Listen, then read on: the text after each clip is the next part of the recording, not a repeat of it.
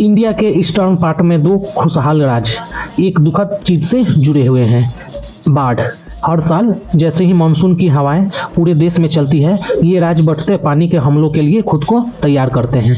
बाढ़ का कहर तबाही का निशान छोड़ जाता है, लाखों लोगों की जिंदगी पर असर डालता है और बड़े पैमाने पर नुकसान पहुंचाता है। और ये सवाल उठता है, ये इलाके बार बार आने वाली इस आपदा से इतने ज़्यादा प्रभावित क्यों होते हैं? इसका जवाब कुदरती कारणों और इंसानी गतिविधियों के एक कॉम्प्लेक्स की इंटरप्ले में है। मानसून, जो भारत की खेती की लाइफलाइन है, जरूरी बारिश लाता है, लेकिन इससे ज़्यादा बारिश इन राज्यों में बहने वाली नदियों को भर देती है। शक्तिशाली ब्रह्मपुत्र, जो असम से होकर बहती है, और गंगा, जो बिहार से होकर गुजरती है, अपनी क्षमता से बाहर बह जाती है, आसपास के मैदानों को डुबो देती है। ये सालाना जल प्रलय इन क्षेत्रों में बाढ़ के असली कारणों को समझने और उनके विनाशकारी प्रभावों को कम करने के लिए सस्टेनेबल सॉल्यूशन खोजने की तत्काल आवश्यकता को रेखांकित करता है। बिहार और असम में बाढ़ को समझने के लिए पहले भौगोलिक और मौसम संबंधी फैक्टर्स को समझना होगा। दोनों राज्य प्रमुख नदियों की फ्लड प्लेन में स्थित है, जिससे वे स्वाभाविक रूप से बाढ़ के लिए सबसे ज़्यादा स्टेबल है। असम में ब्रह्मपुत्रा घाटी, जो हिमालय से घिरी हुई है, भारत में सबसे ज़्यादा बारिश यहीं होती है। पहाड़ों से पिघलती बर्फ के साथ ये भारी बारिश नदियों को पानी की मात्रा को बढ़ा देती है। इसी तरह गंगा के मैदान में स्थित बिहार में मानसून के मौसम में भारी बारिश होती है। समतल जमीन और निचले इलाके स्थिति को और खराब कर देती है, क्योंकि पानी निकलने के लिए संघर्ष करता है, जिससे जल भराव और व्यापक बढ़ जाती है। इन भौगोलिक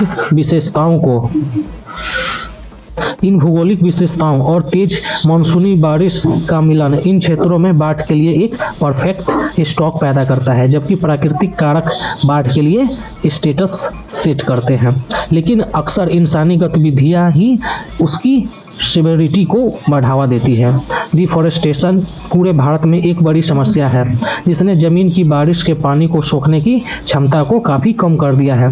पेड़ नेचुरल स्पॉन्ज का काम करते हैं, ज़्यादा बारिश को सोख लेते हैं और नदियों में पानी के बहाव को धीमा कर देते हैं। लेकिन बड़े पैमाने पर डिफॉरेस्टेशन के साथ जमीन पानी को रोकने की अपनी क्षमता खो देती है, जिससे रन ऑफ बढ़ जाता है और नदियाँ उफान पर आ जाती है। इसके अलावा बिना प्लान के अर्बनाइजेशन और नेचुरल ड्रेनेज चैनल पर इंक्रोचमेंट ने समस्या को और बढ़ा दिया है।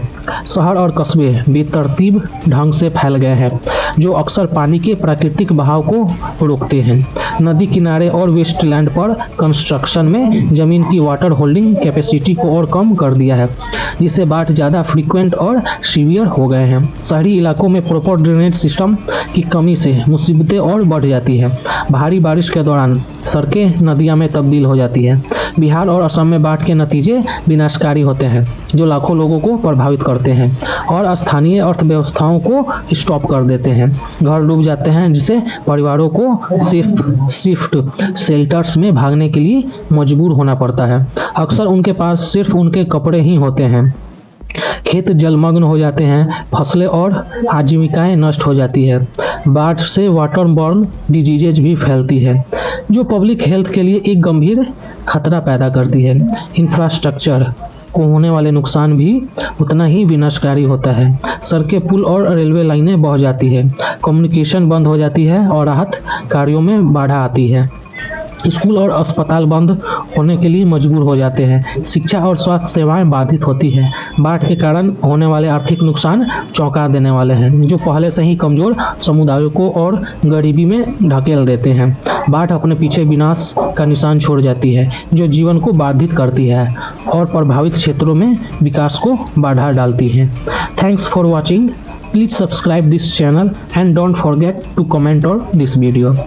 तब तक जय हिंद, वंदे मातरम। मिलते हैं नेक्स्ट वीडियो में।